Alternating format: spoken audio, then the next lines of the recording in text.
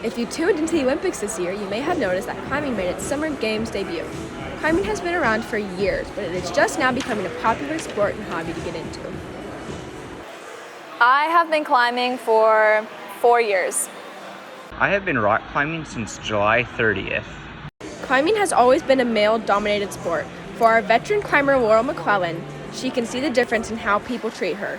Being a female climber is a different experience than a male climber, I feel, because just like watching how other males interact is different, like how coaches interact with me.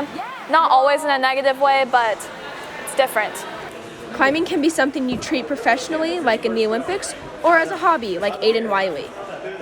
Part of me is excited that more people are getting into the sport and learning about it, and another part of me feels that a lot of people are not really understanding all of it when they're getting into it. Like they're only climbing once and then they don't really see it as its true self. They don't see that it's an Olympic sport, that it is a competitive sport. Warming up is a big part of your climbing session to keep your fingers and body safe. We warm up and then we do a warm-up climbing usually with different skills, whether that be perfect climbing or conditioning like strength skills. Laurel McClellan has been climbing on a competitive team for 2 years, while Aiden Wiley has been climbing on his own. These are his thoughts on climbing and training as an individual. Climbing by myself lets me think through my head and figure it out, versus if I climb with other people, I can see how they approach different routes and how they do it.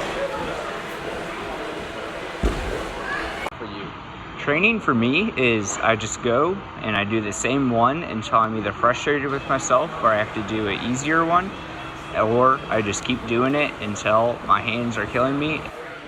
With the sport becoming popular, there are a few different emotions surrounding it. I think climbing as a hobby is welcome to all students, but it's a hobby and it might not be for everybody, but it also could be for everybody.